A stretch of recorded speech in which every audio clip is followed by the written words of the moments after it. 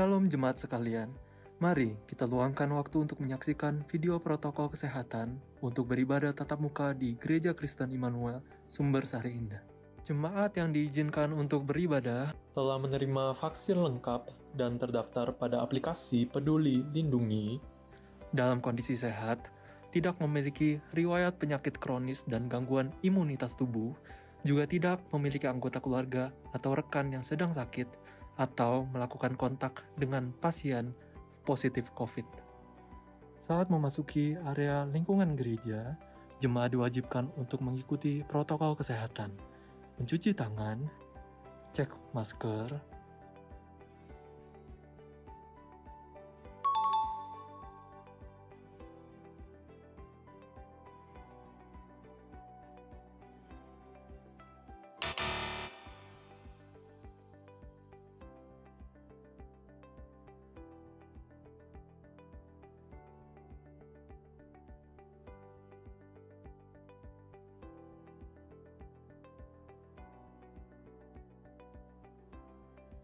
cek suhu tubuh,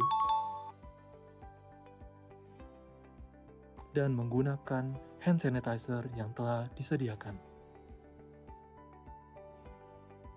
Jemaat juga dimohon untuk dapat scan barcode melalui aplikasi Peduli Lindungi dan menggunakan akun pribadi masing-masing.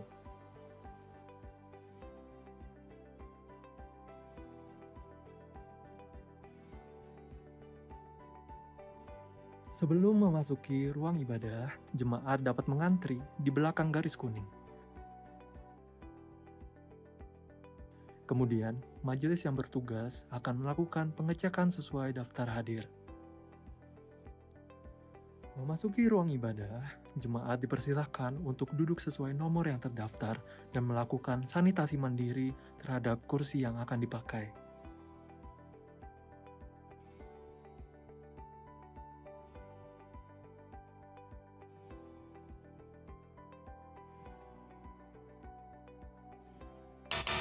Jemaat dilarang untuk berpindah tempat duduk dan diharapkan meminimalisir interaksi dengan jemaat lain.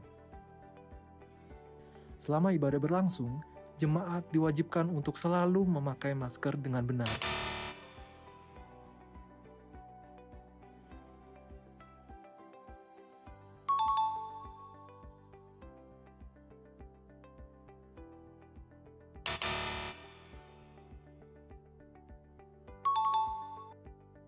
Ruangan ibadah disterilisasi dengan lampu UVC sebelum dan sesudah ibadah. Persembahan dapat diberikan dengan menggunakan amplop persembahan dan dimasukkan ke dalam kantong persembahan yang sudah tersedia, atau scan melalui QR Code yang tertera di depan kursi masing-masing.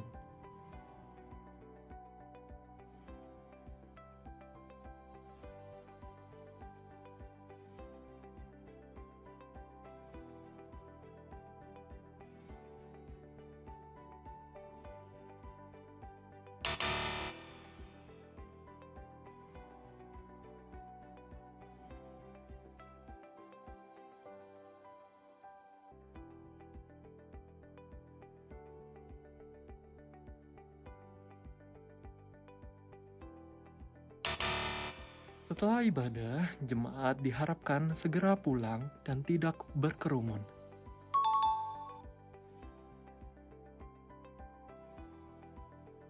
Jemaat diharapkan untuk datang lebih awal 15 menit karena akan dilakukan pengecekan protokol kesehatan. Terima kasih atas perhatian Anda. Selamat beribadah di Gereja Kristen Immanuel, Sumber Sari Indah. Tuhan Yesus memberkati.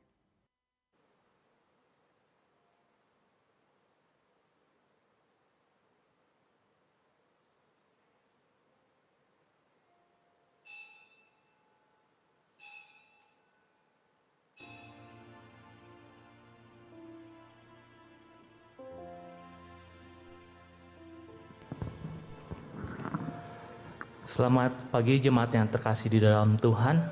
Saya mengucapkan selamat tahun baru bagi kita semua. Bersyukur kita boleh melewati kembali 1 tahun. Dan saat ini saya mengajak kita semua untuk bersyukur kepada Tuhan. Kita mau mengambil waktu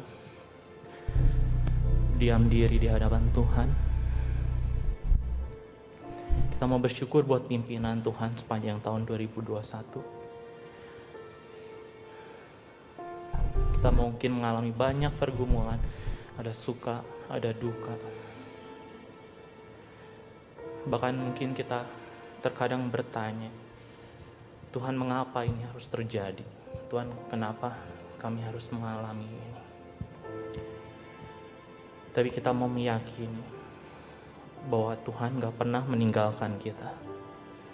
Kasih-Nya ada dari dulu, sekarang, sampai selama-lamanya. Mari kita terus bersyukur. Mari kita terus menyembah Dia.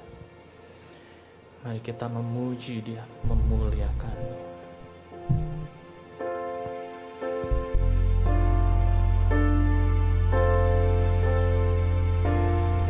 Sungguh kami kagum akan kebaikan, kami kagum akan kesetiaan.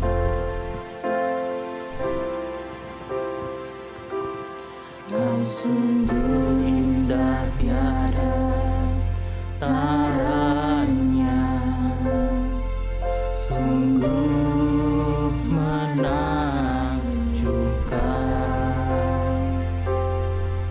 sungguh ajar untuk dimengerti, lebih dari semua yang ada. Hikmat-Mu tiada terselami,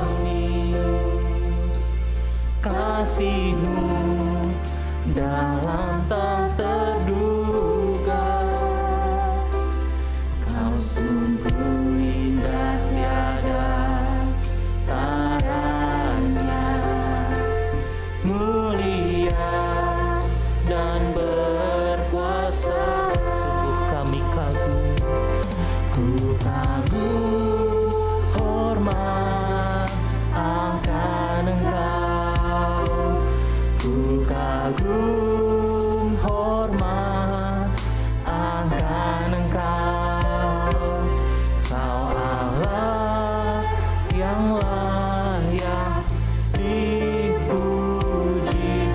Ku kagum akan. Kita mau bangkit berdiri, kita nyanyikan kekaguman kita. Kagum, hormat akan Engkau. Ku kagum, hormat akan Engkau. Kau Allah yang layak dipuji. Ku kagum akan Engkau. Kita mau meyakini hikmat-Nya, kasih setia-Nya akan terus memimpin kita dari sekarang sampai selama-lamanya. Hikmat-Mu tiada terselami, kasih-Mu dalam tak terduga. Kau sungguh indah tiada taranya, mulia dan berkuasa. Ku kagum, hormat akan Engkau.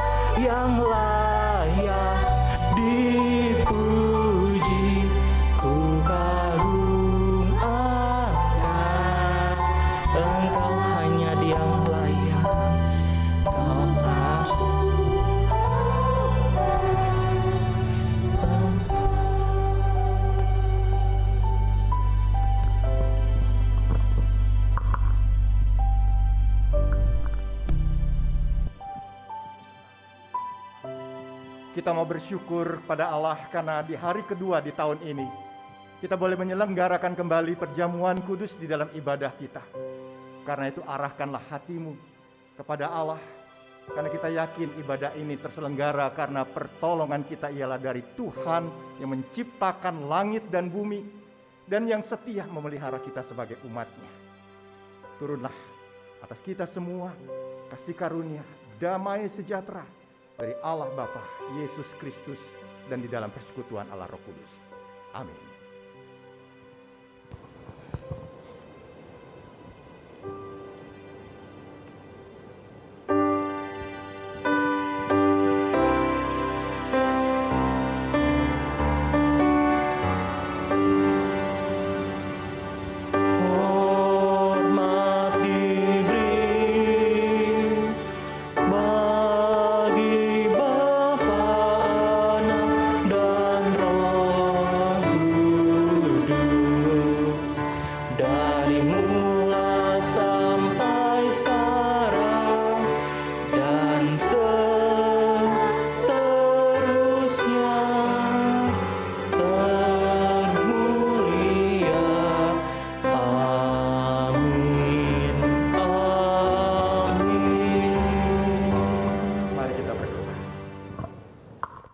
Kami berterima kasih kepada Engkau Bapa kami yang menyayangi kami. Kami berterima kasih karena Engkau menjaga hidup kami. Engkau memberkati kami. Engkau memberikan kecukupan bagi kami. Engkau memperkokoh iman kami di dalam setiap perjalanan hidup kami sepanjang tahun yang telah kami lalui. Ada duka, ada kesedihan, ada kesusahan, kesulitan, pergumulan yang berat. Tapi di sana Engkau hadir menemani kami, menguatkan kami. Kami juga datang kepada Engkau ya Bapa. Di dalam kasih sayang-Mu terkadang hidup kami, pikiran kami, jiwa kami ini tidak taat kepada Engkau. Tidak memenuhi apa yang menjadi kehendak-Mu. Kami menjalani hidup berdasarkan keinginan kami. Kami tidak menjalani hidup yang kudus. Kami berdoa dan memohon kepada Engkau ya Bapa, ampunilah kami. Kami mengakuinya di hadapan Engkau di dalam ibadah pada hari ini, karena kami rindu kembali memiliki kehidupan yang penuh dengan berkat Tuhan, penuh dengan damai Tuhan, penuh dengan kuasa Tuhan, penuh dengan keindahan di dalam persekutuan dengan Engkau. Curahkanlah berkat dan anugerah-Mu ya Bapa. Kami memohon demi Yesus Kristus Tuhan kami. Amin. Sidang jemaat yang terkasih di dalam Tuhan, dengarkanlah berita anugerah buat kita semua pada hari ini. Di dalam 1 Korintus pasal 6 ayat 19 sampai 20 tertulis demikian. Atau tidak tahukah kamu bahwa tubuhmu adalah bait Roh Kudus yang diam di dalam kamu? Roh Kudus yang kamu peroleh dari Allah, dan bahwa kamu bukan milik kamu sendiri. Sebab kamu telah dibeli dan harganya telah lunas dibayar. Karena itu muliakanlah Allah dengan tubuhmu.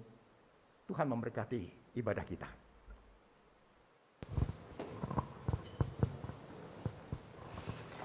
Ya, dengan tetap bangkit berdiri kita mau memuji Tuhan. Kita puji Tuhan Allah kita, Dia Allah yang setia, Dia Allah yang benar.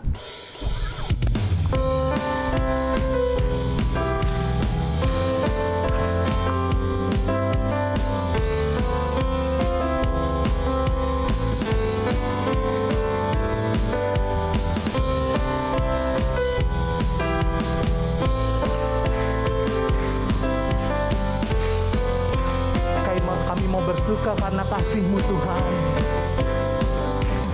Aku kan bersuka karena kasih-Mu, menari memuji kebesaran-Mu. Karena Kau yang terhebat, Kaulah yang ditinggikan. Jiwaku pun bersorak sebab Engkau Allah yang setia dan benar. Amin. Tak pernah tinggalkanku, Kau selalu bersamaku. sumber kekuatan. Ku hidup untuk menyenangkan-Mu.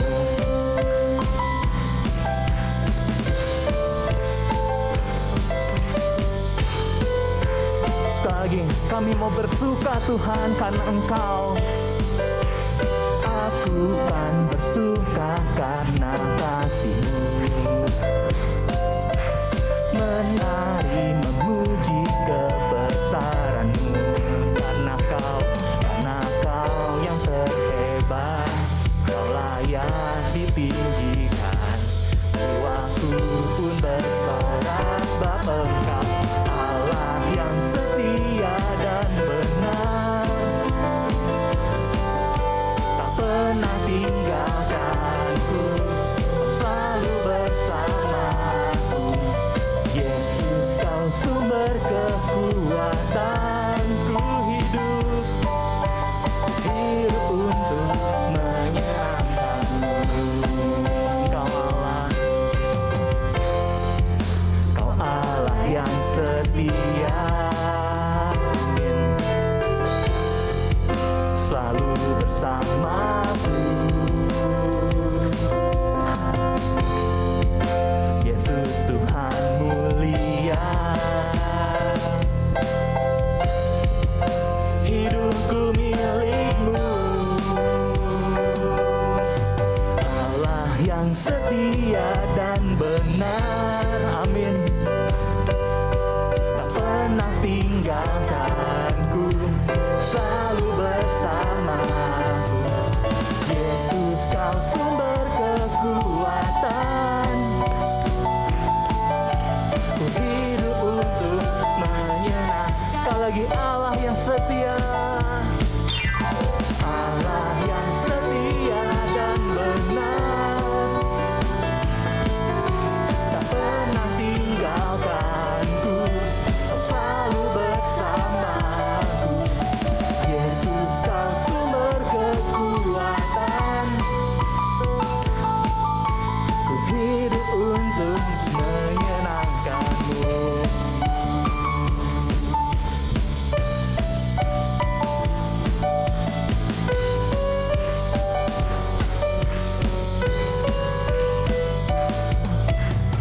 Amin. Jemaat, silakan untuk duduk kembali. Sungguh pujian yang luar biasa ya, yang mengingatkan bahwa Tuhan gak pernah meninggalkan kita.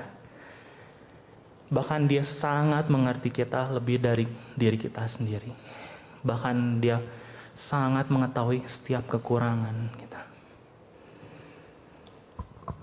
Mari kita mau kembali menyembah Tuhan. Kita yang sangat berharga di matanya, tidak pernah dibiarkannya sendiri. Kita umat pilihannya, kita dimilikinya. Tuhan akan pimpin kita dalam melalui tahun ini, tahun-tahun berikutnya.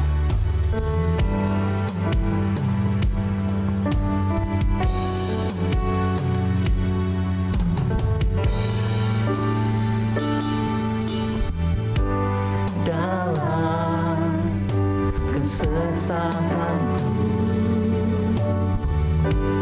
Kau beri kedamaian-Mu. Dalam keraguan ku temukan wajah-Mu.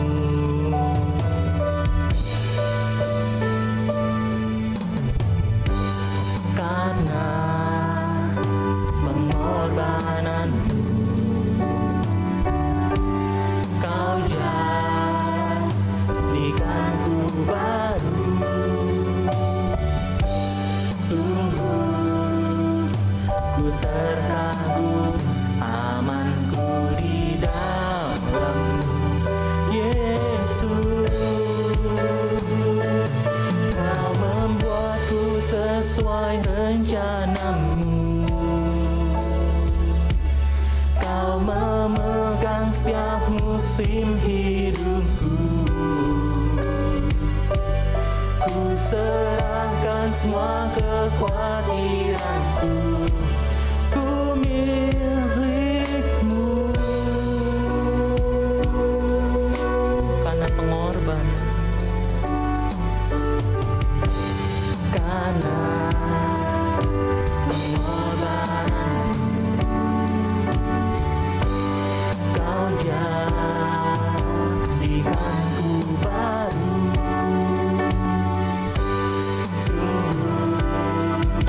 Ku terkabung, amanku di dalam-Mu, Yesus. Mari kita bangkit berdiri dengan iman.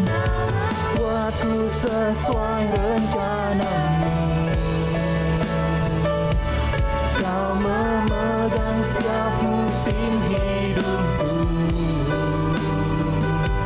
Ku serahkan semua kekhawatiranku, ku milikmu, Yesus. Semua kekuranganku Kau pun tahu, tetap Kau pandang indah dalam-Mu.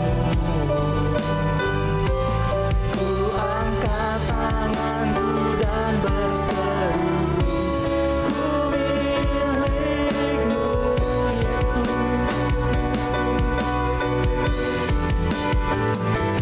Kau membuatku sesuai rencana-Mu,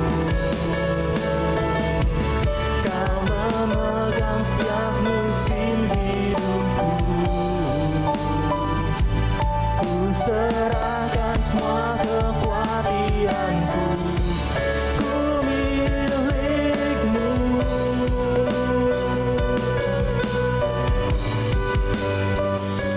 Semua kekuranganku Kau pun tahu. Amin. Tetap Kau pandang indah dalam-Mu. Ku angkat tanganku dan berseru, ku milikmu. Dia yang tahu kekurangan kita. Semua kekuranganku Kau pun tahu, tetap Kau pandang indah dalam-Mu. Ku angkat tanganku dan berseru, ku milikmu. Amin.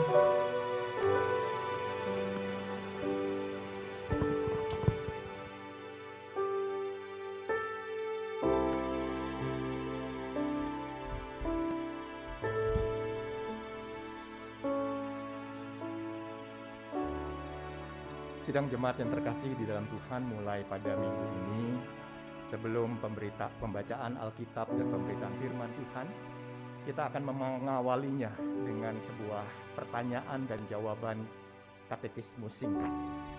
Pada hari ini kita akan memulainya dengan sebuah pertanyaan demikian. Nanti Bapak Ibu silakan menjawabnya dengan menjawabnya bersama-sama. Apakah pengharapan kita satu-satunya dalam kehidupan dan kematian?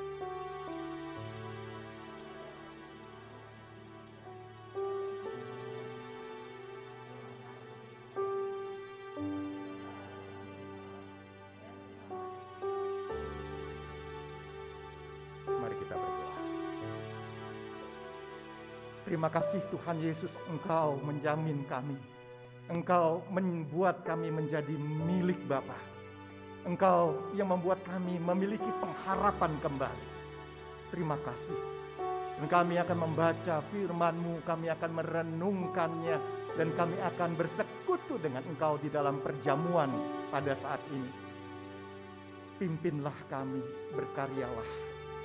Cerahkanlah hati ya Roh Kudus agar kami taat kepada Bapa. Di dalam nama-Mu Tuhan Yesus, amin. Silakan duduk Bapak Ibu yang terkasih di dalam Tuhan.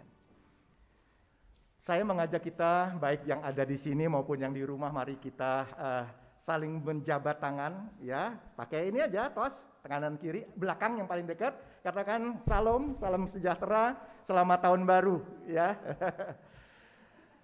Biarlah di tahun ini kita semua boleh saling menguatkan, saling memberi salam, saling memberi damai, saling mengokohkan dalam iman, ya. Kita mau maju, kita mau bertumbuh, kita mau menjadi dewasa di dalam Kristus. Dan kita akan membuka Alkitab kita. Kita akan merenungkan satu bagian firman Tuhan dengan tema pengharapan hidup Kristen.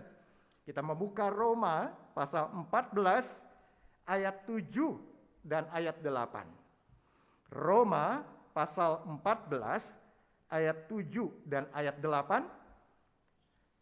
Saya mengajak kita untuk baca sama-sama ya. Baik di sini di rumah ya, di rumah juga buka Alkitab, kita akan baca sama-sama Roma 14 ayat 7 sampai 8. Kita baca sama-sama. 1, 2, 3. Sebab tidak seorang pun di antara kita yang hidup untuk dirinya sendiri, dan tidak ada seorang pun yang mati untuk dirinya sendiri. Sebab jika kita hidup untuk Tuhan. Dan jika kita mati untuk Tuhan. Jadi baik hidup atau mati, kita adalah, amin. Ya. Bapak Ibu yang terkasih di dalam Tuhan, kalau kita bicara tentang hidup orang Kristen, gitu ya, kita bicara tentang hidup orang Kristen, bahwa masih banyak orang Kristen yang percaya dan yakin bahwa hidup mereka dan matinya mereka, atau kitalah hidup kita dan matinya kita adalah untuk diri kita sendiri. Masih banyak loh, masih banyak. Misalnya saja saudaraku masih ada suami orang Kristen yang kemudian mengabaikan tanggung jawabnya untuk menafkahi keluarganya dan memakai hasil nafkahnya sebagian besar untuk apa? Hobi-hobinya, gitu ya. Lagi musim burung-burung, gitu ya, beli burung mahal-mahal. Kecuali kotoni enggak ya? Untuk diternak ya. Ya ada motivasi lain, tetapi sering kali hanya untuk sekedar hobi kita mengabaikan nafkah keluarga. Ada istri-istri Kristen yang kemudian melihat seolah-olah penghasilan suaminya besar, maka dia memanfaatkan penghasilan suaminya untuk kemewahan dirinya. Ya. Sampai-sampai ada gitu ya, uang sekolah anaknya ditunggak berbulan-bulan. Padahal kalau dihitung penghasilan suaminya cukup untuk bayar uang sekolah. Tapi ada juga pebisnis Kristen, karyawan Kristen, yang kemudian mereka itu menjadi berhasil karena menipu, melarikan diri uang perusahaan yang bukan miliknya. Mereka berhasil, mereka kaya, tetapi semuanya untuk keuntungannya sendiri. Tapi pada sisi lain, saudara-saudaraku yang kekasih, masih ada suami, istri, anak, mertua, menantu, karyawan, bos, atau pelayan Kristen yang di gereja yang mati untuk dirinya sendiri. Loh kok bisa? Kok bisa mau mati untuk dirinya sendiri? Iya loh. Saudara, kalau saudara udah kelilit utang besar sekali dan sampai udah ditagih-tagih, nyaman gak hidup saudara? Saudara mungkin akan merasakan suasana yang tidak enak untuk tinggal di rumah sendiri. Rumah diketuk setiap tamu, kita udah mulai merasa was-was, ketakutan. Belum lagi ada percekcokan dalam rumah tangga yang menyayat jiwa, tercincang halus batin kita karena kepahitan dan luka-luka dan dendam yang muncul di dalamnya. Kekhawatiran, kegelisahan memenuhi pikiran hingga gangguan kita adalah gangguan jiwa di mana kita nggak bisa tidur, keputusasaan lalu muncul. Ujung-ujungnya saudaraku, orang-orang Kristen yang merasa lemah, tidak berdaya, tersakiti, nggak ada jalan keluar, sempat berpikir bahwa mereka harus menyelesaikan kesusahan itu dengan mencoba mengakhiri semuanya. Ada loh yang orang Kristen pada akhirnya mengambil keputusan bahwa matinya ada di tangannya sendiri. Saudaraku, orang-orang ini lebih percaya pada diri mereka, pengalaman mereka, keberhasilan mereka, atau kegagalan mereka. Ada orang yang akhirnya bersisa bertahan, tapi mereka mempercayakan masa lalu mereka dan meyakini bahwa masa lalu mereka kalau sudah berhasil dan menang, dan mereka melihat itu adalah hasil dari karena mereka kuat, akhirnya pengharapan mereka terletak pada masa lalu itu. Kalau dulu saya bisa berhasil, maka besok saya juga pasti bisa berhasil. Karena dulu saya melakukannya begitu, pasti kalau saya lakukan sekarang, besok juga akan sama hasilnya. Pengharapannya terletak kepada kekuatannya sendiri. Apa yang diandalkan adalah mengandalkan diri sendiri. Harapannya adalah harapan terhadap masa lalu yang akan terjadi pada hari esok. Oh saudaraku yang kasih dalam Tuhan, inilah pengharapan yang muncul dari orang-orang Kristen yang tidak sungguh-sungguh kepada Tuhan. Alkitab mengajarkan pada kita suatu pengharapan yang berbeda. Alkitab mengajarkan kita bukan berharap dengan memandang masa lalu kita. Alkitab mengajarkan kita, pengharapan kita yaitu dengan cara mengandalkan Allah. Itu sebabnya dalam Roma pasal 14 ayat 7, saya kutip dalam bahasa Inggris. Dikutip 2 kali di sana, none of us, ya. Tidak ada seorang pun di antara kita yang hidup untuk dirinya sendiri. Ya. Dan tidak ada seorang pun yang mati untuk dirinya sendiri. Kata kita itu sebenarnya Paulus ingin mengatakan bahwa kita adalah orang-orang Kristen yang sudah diselamatkan. Kita adalah orang-orang yang sudah percaya pada Yesus Kristus. Kita semua tidak lagi memikirkan tentang siapa kita dan diri kita sendiri dan kepentingannya, keinginannya, tidak lagi. Bahkan hidup dan matinya bukan lagi untuk diri sendiri. Kita sebagai orang Kristen tidak lagi berpikir seperti itu. Sebenarnya orang Kristen harus hidup dan mati untuk siapa jadinya? Nah, Paulus menjelaskan pada ayat berikutnya, saudaraku. Paulus menjelaskan bahwa kita, sebab jika kita hidup untuk Tuhan. Dan jika kita mati untuk Tuhan. Hidup dan mati kita hanyalah untuk Tuhan. Jadi ingat Bapak Ibu sekalian, sebagai orang Kristen ini sekarang kita mati, hidup kita semuanya untuk Tuhan. Mengandalkan Tuhan, berharap kepada Tuhan. Inilah yang akhirnya membuat kita punya keyakinan karena Tuhanlah yang menjadi fokus kita. Lalu apa pengharapan kita? Nah, setelah kita tahu bahwa sebagai orang Kristen saya tidak lagi mengandalkan diri sendiri, tidak untuk kepentingan diri sendiri, tapi semuanya untuk Tuhan, melahirkan pengharapan.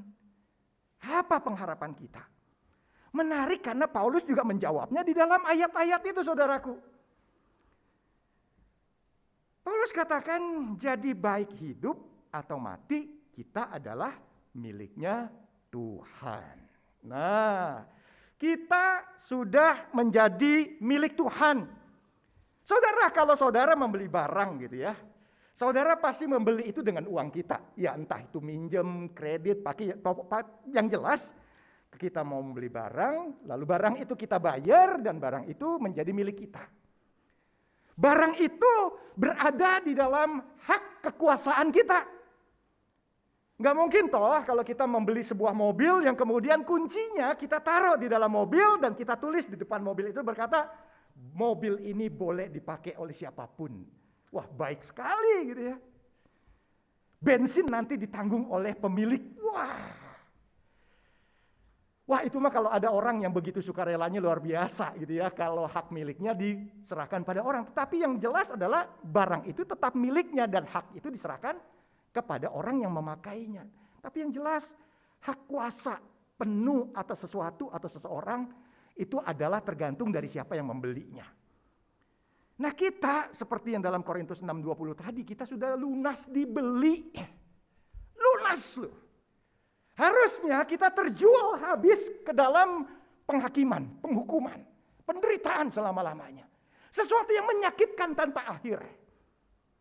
Tapi Tuhan sayang kepada kita lewat Yesus Kristus, kemudian dia mati buat kita. Lewat kematiannya itu dia menyatakan bahwa kita itu sudah lunas dibeli.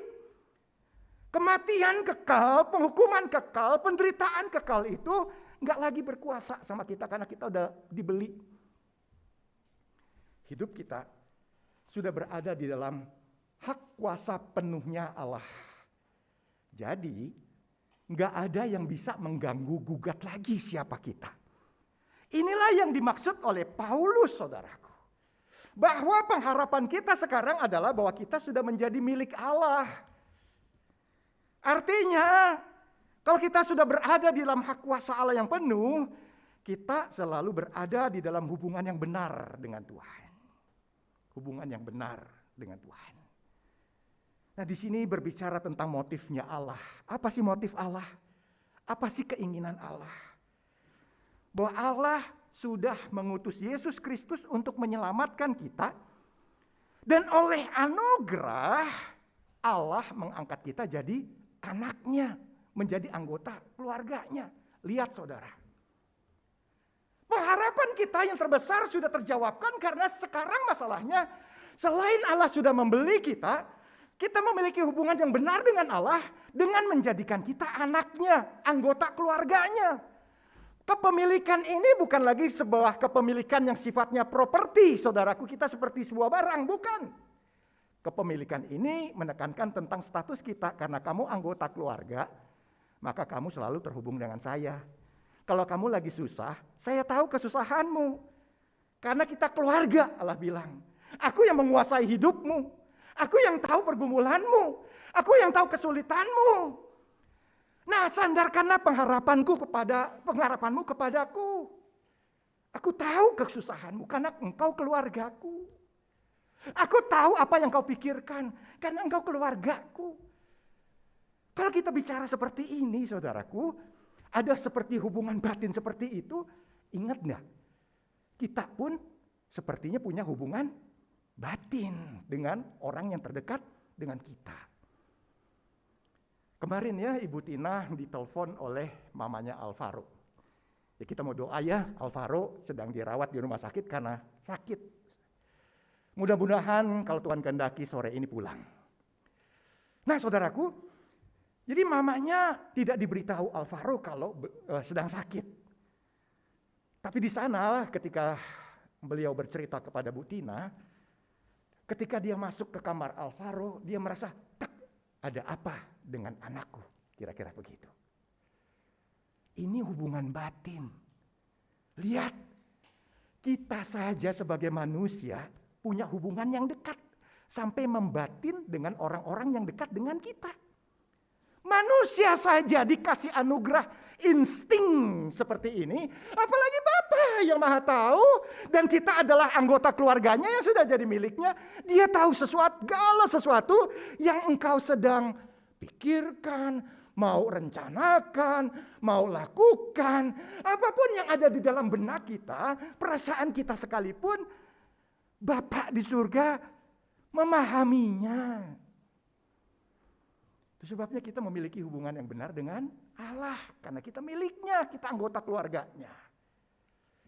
Pemahaman kedua, saya ingin mengatakan bahwa ketika kita sudah menjadi milik Tuhan, inilah pengharapan kita. Kalau tadi motifnya dari Allah karena sayang sama kita, mengutus Yesus Kristus yang kemudian menjadikan kita anggota keluarganya. Nah yang kedua makna menjadi milik Allah adalah dengan sebuah prinsip. Ya, karena kita sudah menjadi milik Allah, kita hidup bukan lagi untuk menyenangkan diri sendiri. Jadi prinsip kedua menjadi milik Allah artinya sekarang kita hidup tidak lagi untuk menyenangkan diri sendiri.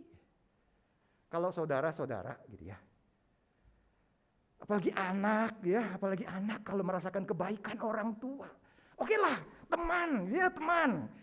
Ada seorang teman yang tiba-tiba memberikan kepada Anda pin emas. Nggak tahu apa alasannya tiba-tiba. Gua kasih ini untuk kamu sebagai kenang-kenangan. Nggak ngerti kenang-kenangan untuk apa. Tapi yang jelas kita memiliki sesuatu yang berharga dari seseorang. Orang bisa berbuat baik seperti ini karena apa? Karena ada hubungan. Orang berbuat seperti ini karena apa? Karena orang itu cinta.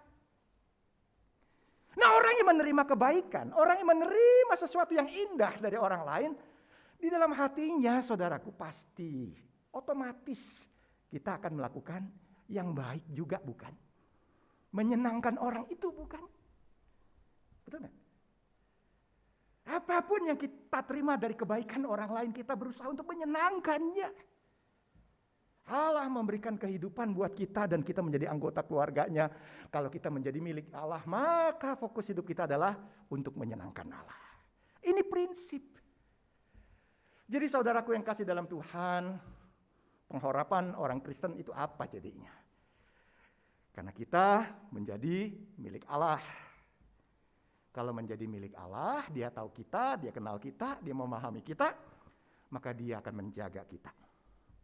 Di awal tahun baru ini, percayalah, kita tidak memiliki pengharapan yang salah. Karena kita sudah milik Allah, kita tahu sekarang Tuhan menjaga kita. Tuhan melindungi kita. Tuhan akan mencukupkan apa yang kita butuhkan ke depan. Coba lihat 2 tahun belakangan. Coba lihat hari ini. Coba lihat kebaktian kita 2 tahun belakangan. Coba lihat hari ini. Kemarin majelis bergumul bagaimana menghadirkan saudara untuk hadir dalam ibadah. Dan kita bisa berjamuan kudus. Bergumul. Tetapi adanya harapan itulah yang membuat kita kemudian sadar bahwa Allah yang akan melakukan segala sesuatu dengan indah. Dia akan menjaga saya, melindungi saya, dia akan menggenapkan rencananya. Mungkin selama ini saya merasa susah, tapi kadang kita terbatas untuk mengerti rencana Tuhan. Sampai waktunya dia bilang waktunya akan tiba dan kita akan menikmati rencananya yang indah itu. Sekarang, buktinya. Pengharapan kita hanya terjadi karena anugerah. Diberikan dengan cara istimewa dan kepada orang yang istimewa. Ini pengharapan orang Kristen. Kalau ini sifatnya istimewa, maka saudaraku, bersyukurlah kepada Allah.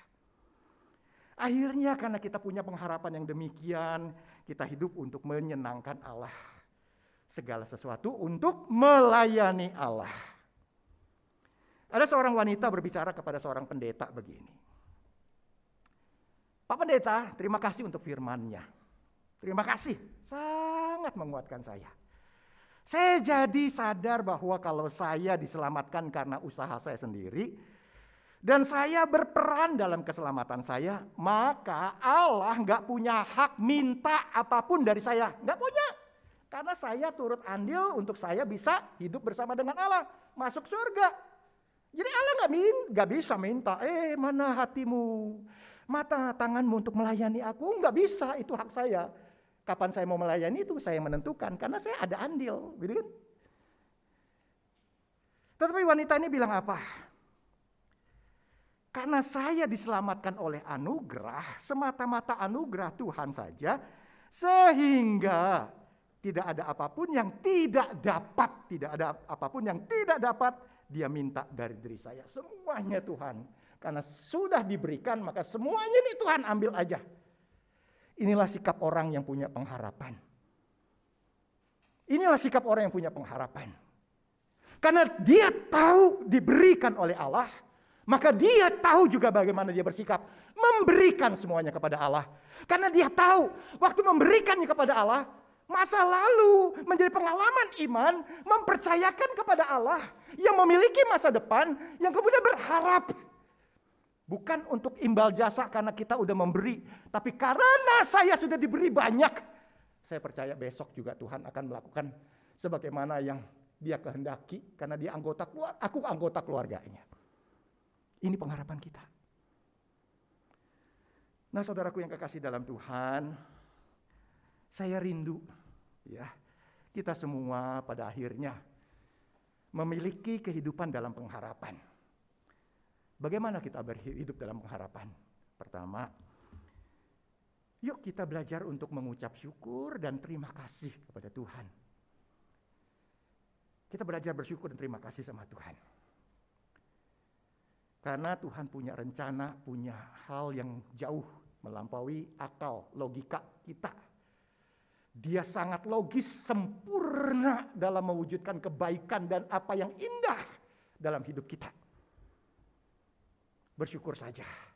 Oh Tuhan, hari ini aku bergumul. Ya, terima kasih sama Tuhan. Ya, terima kasih kasih untuk kesusahan. Karena itu mengajar kita untuk beriman. Terima kasih untuk sakit. Karena itu mengajar kita untuk apa? Bersandar. Jangan memalsukan perkataan, terima kasih untuk sesuatu yang sulit kan aneh. Oh enggak saudaraku. Terima kasih untuk sakit, emangnya begitu? Oh enggak. Justru Tuhan tahu setelah itu kamu akan mengalami apa. Kita nggak tahu, Dia yang tahu.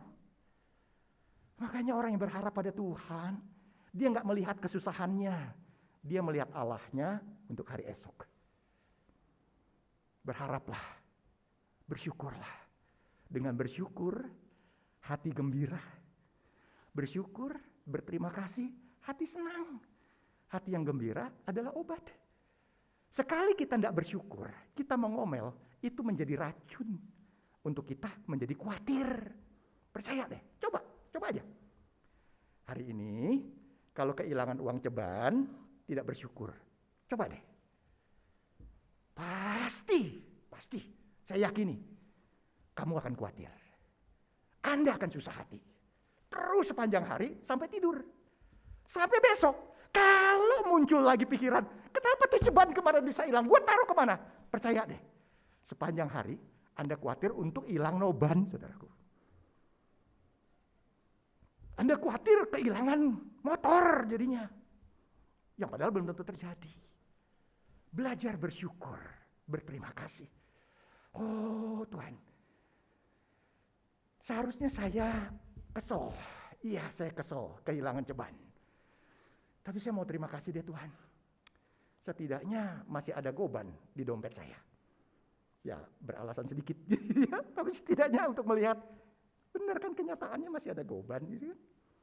Ya, ini akan aku pakai sebaik-baiknya. Terima kasih Tuhan. Terima kasih Tuhan. Ada sesuatu yang mengganggu saya. Saya lihat di tubuh saya itu ada beberapa bercak warna merah, gitu ya. Saya dulu ngelihatnya di sini warna merah, kecil banget. Sebulan ini saya lihat satu di sini, satu di perut warna merah. Waktu lihat di sini saya pikir ntar juga hilang, paling digigit nyamuk. Muncul di sini. Awalnya saya berpikir, Tuhan apaan ini? Tapi saya berpikir begini. Dulu saya ada satu sedikit benjolan di sini, saya datang ke dokter. Dokter itu menghibur sekali. Boksu, itu mah kecil Boksu. Boksu jangan khawatir, nih saya yang medis nih yang ngomong. Boksu aman-aman aja. Kalau ada apa-apa, nanti pasti deh saya kasih tahu. Itu mah cuma lemak Boksu, tenang aja. Kalimatnya menenangkan. Yang kemudian pada akhirnya bener hilang. Ini juga saya mau tanya pipilnya jauh, gitu. Gak mungkin saya buka baju, pil lihat dong gitu ya. Gak mungkin. Saya mau tanya Erwin, wah saya masih malu. Tapi saya bilang, Tuhan kalau memang ini harus saya periksa, ya saya percaya, terima kasih. Setidaknya saya boleh bersandar sama Tuhan. Yang kedua saudaraku yang kasih dalam Tuhan. Kalau kita sudah memiliki kebaikan dari Tuhan, maka yang muncul dari kita adalah mau menyenangkan Tuhan. Orang yang punya pengharapan, dia tahu bagaimana harus berbuat baik. Karena dia menerima kebaikan pada Allah, dia tahu keinginan hati Bapaknya, udah tertulis dalam Alkitab, maka kerinduan hati dengan syukur dan terima kasih itu dia lakukan dengan pelayanan. Segala sesuatu dia lakukan sebagai pelayanan kepada Allah, menyenangkan hati Allah, melakukan kebaikan dan perbuatan baik.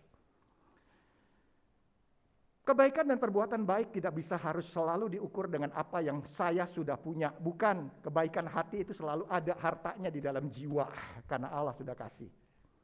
Dia sudah tertanam di sini, tinggal kita wujudkan lewat tangan kita, barang kita. Di sini kebaikannya udah ada. Dan kalau kita sudah punya kebaikannya di sini, ya udah lakukan segala sesuatu sebagai pelayanan kepada Allah. Apapun, semuanya. Karena kita milik Tuhan, jangan takut. Kita milik Tuhan, lakukan semuanya. Kalau kita karyawan, mau dilihat bos atau tidak, dinaikin gaji atau tidak, saya lakukan untuk Tuhan. Kalau perusahaan maju, keuntungan bertambah, naik gaji enggak? Lalu perusahaan kasih kepercayaan. Kita tambah enggak penghasilan? Jangan cari penghasilannya. Kalau di rumah tangga, Kita tahu memang ada banyak hal yang kita lihat tidak sempurna dalam anggota keluarga kita. Tapi karena hati kita adalah hati yang penuh dengan kebaikan, kita mau melayani segala sesuatu untuk Tuhan. Terserah lah, mau diomelin kek, mau dimarahin kek, saya akan terus berbuat baik. Saya akan melakukan yang terbaik dalam keluarga. Bakal muncul gak cinta kasih? Percaya deh, akan muncul cinta kasih. Karena ada sesuatu yang berbeda dalam diri kita. Melayani tanpa imbal kasih. Melakukan sesuatu yang baik tanpa imbal kasih. Jadi saudaraku, lakukanlah yang indah buat Tuhan. Ada pengalaman yang menarik saudara dari anak saya yang ini main drum. Saya nggak membanggakan dia main drum. Selama perkuliahan kemarin, ada kalanya dia harus ke Jakarta, ke Tangerang lebih tepatnya karena kampusnya di Tangerang untuk proyek kuliah yang nggak bisa dikerjakan online. Nah kalau udah begitu dia harus nginep nih sana. Mau ngekos mahal, tinggal di rumah omaknya jauh, belum ada kendaraan, baru aja kami beli gitu ya, baru aja kami beli. Masih di sana. Waktu itu belum ada. Waduh, gimana caranya supaya dia bisa tinggal di sana, transportasinya nggak rumit, tapi yang luar biasa dia punya channel teman-temannya, teman baru, teman kuliah. Lalu beberapa teman dari Semarang, dari Jakarta yang jauh letaknya kumpul di rumah teman ini. Yang saya kagumi begini saudara. Keluarga ini ramah dan baik sekali. Sang papa bukan Kristen, sang mama Kristen. Yang buat saya kagum adalah papa dan mama melayani anak-anak muda yang nginep di rumahnya ini layaknya anak sendiri. 3 hal, akomodasi, transportasi, konsumsi, diberikan semuanya. Dikasih pinjam mobil, tempat tidur, nginep di sana, makanan pagi itu kayak di hotel deh ya, banyak kayak di hotel, prasmanan. Saudaraku yang kasih dalam Tuhan, kalau orang udah cinta sama Tuhan, saya lihat istrinya yang kenal Tuhan, dia akan lakukan yang baik, kenal nggak kenal dia lakukan, sehingga saudara saya dan Bu Tina merasa, aduh luar biasanya, ini bukan anaknya tapi dianggap sebagai anak. Ini bawa mobilnya untuk kalian ke aktivitas kampus, proyek, bikin video dan film. Silakan. Saudaraku yang kasih dalam Tuhan, akhirnya kami ingin membalas kasih. Di suatu kesempatan akhirnya kami menjumpai keluarga ini untuk hanya berkata terima kasih karena kalian menganggap anak kami sebagai anak kalian. Kami nggak pernah kenal kalian, tapi kalian melakukan sesuatu yang indah. Sampai pulang ke Bandung lagi, anak kami baik-baik saja. Mari kita memunculkan kebaikan. Kebaikan akan memunculkan satu rasa memiliki. Sebagai anggota jemaat Tuhan, mari kita juga memunculkan kebaikan satu sama lain. Kebaikan akan memunculkan rasa memiliki satu dengan yang lain. Kebaikan tidak melihat sebuah keburukan dalam diri seseorang. Kebaikan akan melahirkan pengampunan karena dia tahu sudah diampuni dan dianugerahi. Kebaikan membangkitkan pengharapan kalau dia adalah saudaraku, anggota keluarga Allah, anak Bapa. Bapa memiliki saya, Bapa memiliki dia. Maka saya dan dia sama-sama dimiliki Bapa. Kami saling memiliki satu dengan yang lain. Pengharapan kita adalah gereja kita maju karena semuanya saling memiliki. Ya yuk, bangun pengharapan berjemaat di gereja kita. Bangun sikap hati memiliki. Kalau orang yang gak kenal terhadap anak saya, dia gak tahu siapa bapaknya, tapi dia lakukan sesuatu. Mungkin kalau dia tahu saya pendeta, mungkin beda kali ya. Tapi dia gak ngelihat saya pendeta. Yang ketiga saudaraku.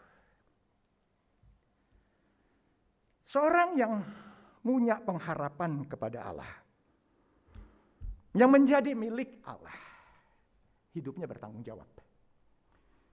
Hidupnya bertanggung jawab. Kalau saya boleh kasih contoh dari sebuah kisah dari seorang non-Kristen yang kemudian dipercayakan hikmat yang mendalam oleh Allah.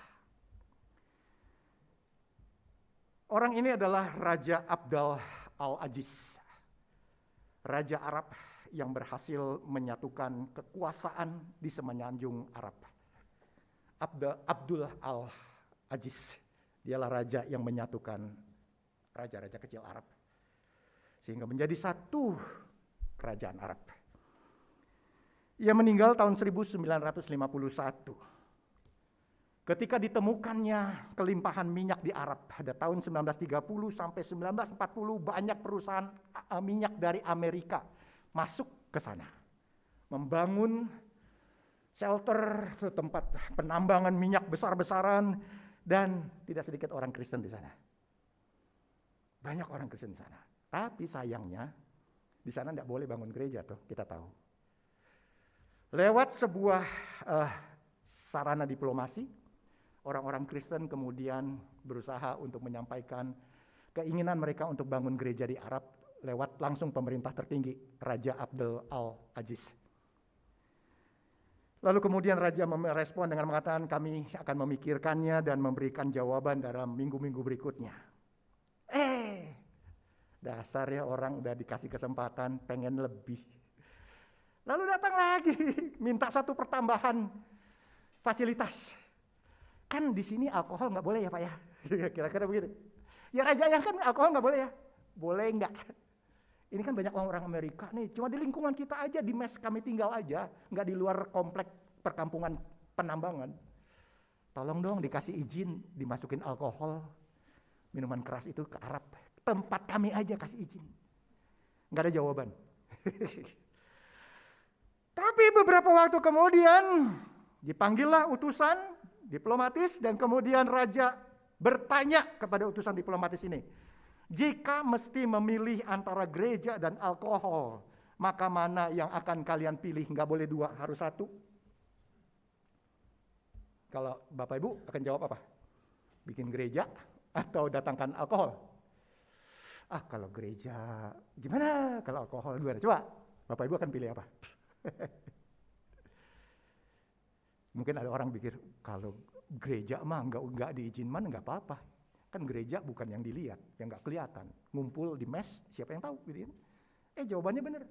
Oke deh, kami memilih Bapak izinkan aja kami boleh mengirimkan alkohol dari luar ke sini. Wah, satu kebijaksanaan kemudian muncul dan saudara tahu apa jawaban Raja Abdul Al-Aziz? Saya tidak mengizinkan keduanya. Kenapa? Dia ngomong begini, kalau orang itu mempunyai hubungan yang benar dengan Allahnya, maka mereka dapat diharapkan untuk menjalankan hidup yang bertanggung jawab, bukan hanya buat diri mereka sendiri, tapi bagi orang lain. Tapi sebaliknya, kalau mereka tidak tunduk kepada Allahnya, maka mereka adalah orang-orang yang tidak bisa dipercaya untuk saling memperhatikan, untuk saling menghasilkan kebaikan. Karena kalian memilih mendatangkan alkohol, saya tidak mengizinkan dua-duanya. Hikmat yang luar biasa yang Tuhan kasih kepada orang Kristen yang melunjak. Minta izin gereja, minta tambah alkohol. Coba mereka kasih bilang gereja, pasti alkohol boleh datang. Karena raja tahu, orang yang takut sama Tuhannya, dia akan memikir baik-baik, perlu mabuk apa enggak. Itulah orang Kristen yang punya pengharapan. Dia bijaksana, dia bertanggung jawab. Apa yang dia lakukan di dalam sebuah pengharapan, dia milik Allah, dia bertanggung jawab pada Allah, dia tahu bagaimana dia harus memilih dalam hidupnya. Terakhir, orang yang berpengharapan adalah orang yang berserah kepada pimpinan Tuhan.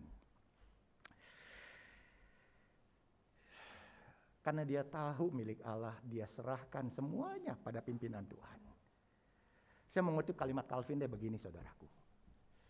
Calvin bilang begini, John Calvin, Bapak Gereja. Memikirkan kepentingan diri sendiri adalah wabah yang paling efektif untuk membawa kita pada kehancuran. Maka jalan satu-satunya supaya selamat dari kehancuran adalah, dia sebutkan beberapa poin, kecuali mengikuti pimpinan Tuhan. Bagaimana kita mengikuti pimpinan Tuhan? Inilah orang yang punya pengharapan. Dia menyerahkan hidupnya dalam pimpinan Tuhan. Yang pertama, saudaraku, orang yang kemudian tahu pimpinan Tuhan, pikiran dan kehendak Allah itu mempengaruhi rencana dan perbuatannya. Dalam setiap dia bertindak, dalam dia berencana, dia berusaha untuk mengerti Tuhan, apa yang harus saya lakukan. Ketika memikirkan sesuatu untuk kemudian menyekolahkan anak Tuhan, berikan saya hikmat, berikan anak saya hikmat, bagaimana dia harus bersekolah, sekolah mana yang harus dipilih. Ketika dia harus memilih Tuhan, ada 2 pilihan, ada 3 pilihan, lowongan-lowongan kerja yang bisa menambah penghasilan saya. Bagaimana Tuhan saya memutuskan untuk ini semua? Oh Tuhan, ada pergumulan, ada percekcokan nih, anak-anak saya lagi ribut. Dua-duanya baik, intinya baik. Tapi dua-duanya gak bisa nyatu kalau dua-dua ide ini disatuin. Kasih hikmat supaya dua-duanya mengerti apa yang saya bisa putuskan sebagai orang tua. Jadi orang yang dipimpin oleh Tuhan, pikiran dan tindakannya, dia serahkan pada Tuhan. Yang kedua adalah, pada akhirnya dia menetapkan tujuan hidupnya hanya bagi Allah. Bukan untuk tujuannya sendiri. Tujuannya dia serahkan pada Tuhan, meletakkannya bagi Allah. Melupakan diri dan tidak membiarkan semua miliknya menguasai kita. Betul ya, kalau kita sudah milik barang, memiliki sesuatu, itu sering kali menutup mata kita. Makin bertambah harta yang kita miliki, hati-hati. Dia bisa menguasai kita. Tapi orang yang dipimpin oleh Tuhan, dia berani untuk mengabaikan sesuatu yang bisa menguasai dirinya dan mengalihkannya pada pimpinan Tuhan. Bahkan dirinya sendiri. Kemudian dia membiarkan dirinya untuk hikmat Tuhan menguasai tindakannya. Mirip dengan yang pertama. Tapi hikmat Tuhan di sini berbicara tentang bagaimana dia bergumul dengan firman. Apa yang firman katakan, dia mau jalankan. Ini hikmat Tuhan. Atau dengan kata lain seperti kata Paulus. Seorang yang dipimpin oleh Tuhan, yang dimiliki oleh Tuhan, yang berpengharapan. Membiarkan hidup dan matinya untuk Tuhan. Tuhan, kalau saya hidup terima kasih untuk Engkau. Kalau saya mati bukan karena saya yang mau mati, tapi karena Tuhan. Kalau saya harus lakukan itu demi anak saya. Kalau saya harus lakukan itu demi usaha saya. Dan saya tahu ada rencana Tuhan di sini. Kalau saya harus habis-habisan demi pasangan saya, istri saya. Demi itu Tuhan. Saya rela mati untuk Tuhan. Untuk kebaikan mereka. Saya rela mati untuk Tuhan. Untuk pelayanan Tuhan. Semua untuk Tuhan. Saya rela mati untuk Tuhan. Jadi kalau Anda berkarier, katakan saya rela mati untuk Tuhan dalam karier ini. Jangan takut. Kan Tuhan pengen kita jadi berkat, menyalurkan kebaikan. Itulah orang yang berpengharapan. Saudaraku, jadi tunduklah kepada Allah. Serahkan semuanya kepada Allah. Serahkan masa depan kita, rencana-rencana kita, resolusi yang kita sudah bikin kemarin. Serahkan pada Tuhan. Kiranya Allah melimpahkan segala kebaikannya. Dan kita akan terus memiliki pengharapan karena kita adalah anggota keluarga Allah. Tuhan memberkati kita semua. Kita berdoa.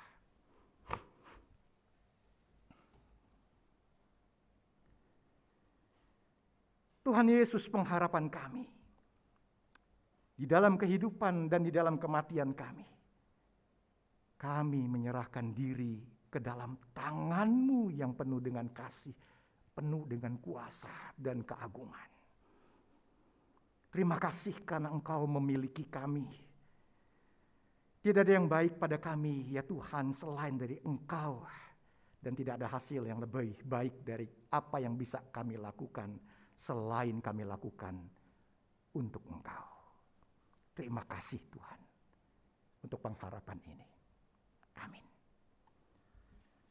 Sidang jemaat yang terkasih di dalam Tuhan, kita akan melaksanakan sakramen perjamuan kudus. Sebelum sakramen ini dilangsungkan, saya ingin menyampaikan beberapa hal. Yang pertama, sakramen ini hanya berlangsung di dalam ruang ibadah ini.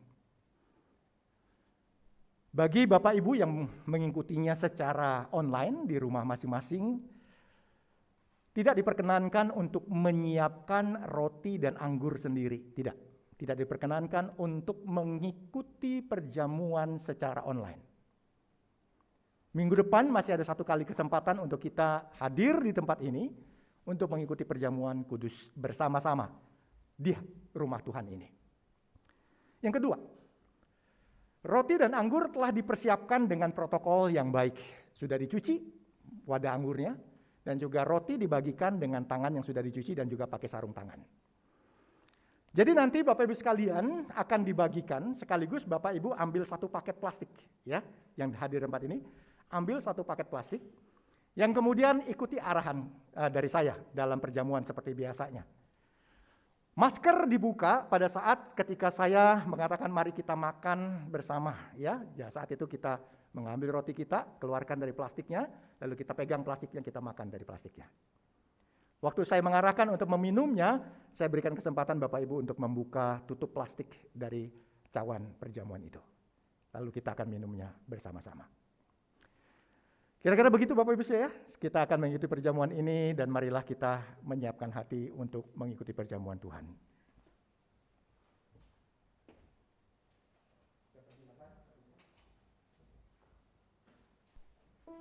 Atas pemberitaan firman dan pelayanan di dalam perjamuan kudus. Saat ini mari kita sama-sama bangkit berdiri. Kita mau meresponi firman yang telah kita dengar dengan mengakui iman kita yang terangkum dalam pengakuan iman rasuli. Marilah kita bersama dengan gereja segala abad dan di segala tempat mengaku demikian. Aku percaya kepada Allah, Bapa yang kuasa, Khalik langit dan bumi, dan kepada Yesus Kristus, anak yang tunggal Tuhan kita, yang dikandung dari Roh Kudus, lahir dan anak darah Maria, yang menderita sengsara di bawah pemerintahan Pontius Pilatus, disalibkan, mati dan dikuburkan, turun ke dalam kerajaan maut. Pada hari yang ketiga, bangkit pula dari antara orang mati, naik ke surga, duduk di sebelah kanan Allah, Bapa yang Maha Kuasa, dan dari sana ia akan datang untuk menghakimi orang hidup dan yang mati. Aku percaya pada Roh Kudus, gereja yang kudus dan am, persekutuan orang kudus, pengampunan dosa, kebangkitan tubuh dan hidup yang kekal. Amin. Jemaat dipersilakan untuk duduk kembali. Kita mau kembali meresponi, kita mau mengamini firman Tuhan yang telah kita dengar dengan mengangkat 1 pujian, Kaulah harapan. Bukan dengan kekuatan kita dapat menjalani hidup kita, tapi semuanya anugerah dari Tuhan.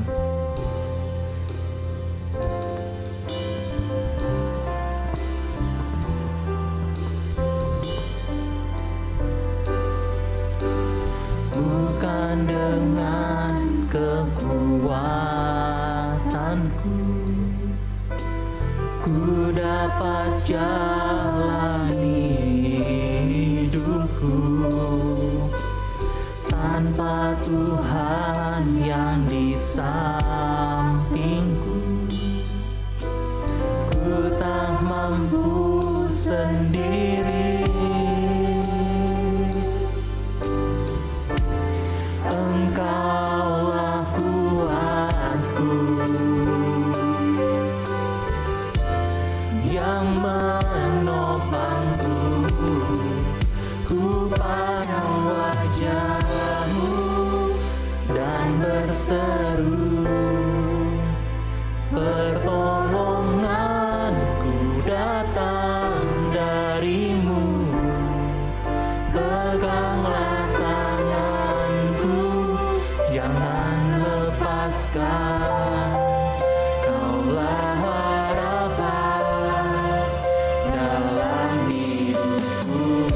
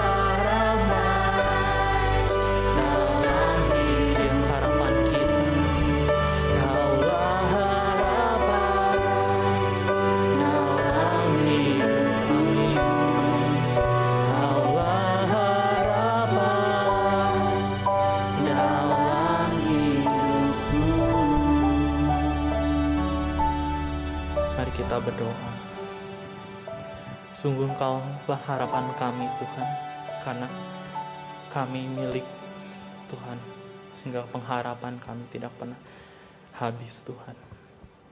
Tuhan, sungguh kami bersyukur Tuhan, 1 tahun lagi kami boleh menjalani Tuhan. Dan bahkan Tuhan, ketika kami bisa berdiri di tempat ini Tuhan, kami bisa beribadah di rumah Tuhan, semua karena anugerah-Mu Tuhan. Bahkan Tuhan, ketika kami memberikan Tuhan sebagian berkat Tuhan, kami bisa memberikan persembahan Tuhan, itu bukan semata-mata hasil usaha kami Tuhan, tapi semuanya karena pemberian daripada Engkau Tuhan. Terima kasih Tuhan. Dan saat ini Tuhan, kami sungguh mau berdoa Tuhan buat saudara-saudari kami Tuhan yang mungkin sedang mengalami kelemahan tubuh Tuhan. Kiranya Tuhan yang memberikan kekuatan, Kau yang memberikan penghiburan kepada mereka. Berkati setiap obat, setiap perawatan, setiap terapi yang harus dilakukan Tuhan. Biarlah itu boleh memulihkan keadaan mereka Tuhan. Terima kasih Tuhan. Kami mau menyerahkan juga Tuhan pergumulan setiap kami Tuhan, mungkin di dalam kondisi ada ekonomi, pekerjaan Tuhan, usaha kami, atau di dalam hubungan kami Tuhan dengan keluarga, dengan rekan kami yang sedang tidak baik. Engkau Tuhan berikan kami hikmat Tuhan, sehingga kami boleh menjalaninya Tuhan, dan kami menjalaninya dengan pengharapan kepada Engkau. Terima kasih Tuhan. Kami mau menyerahkan sisa ibadah kami ke dalam Tuhan. Di dalam nama Tuhan Yesus kami berdoa dan bersyukur. Amin.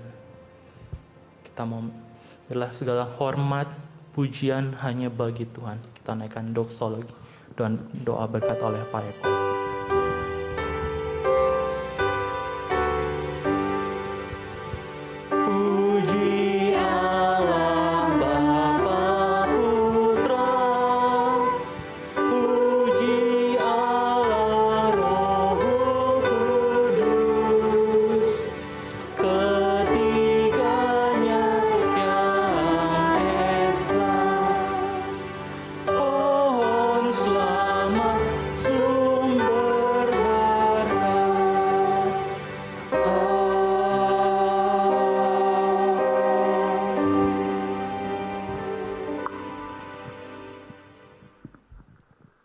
Sidang jemaat yang terkasih di dalam Tuhan, pulanglah dengan damai sejahtera Tuhan, teruslah berharap kepada Dia, yakinlah Tuhan telah memiliki engkau, terimalah berkatnya. Tuhan memberkati dan melindungi engkau, Tuhan menyinari engkau dengan wajah-Nya dan memberikan anugerah, Tuhan menghadapkan wajah-Nya kepadamu dan memberikan damai sejahtera. Amin.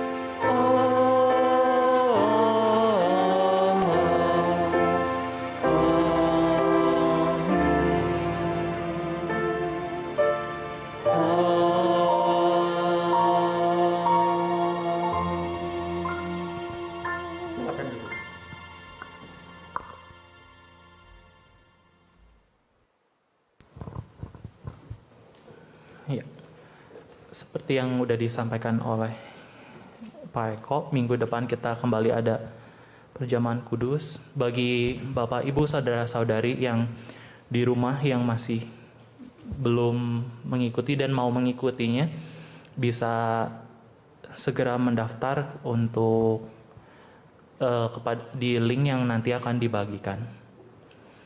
Itu aja untuk pengumuman pada hari ini. Selamat hari Minggu, selamat tahun baru. Tuhan Yesus memberkati.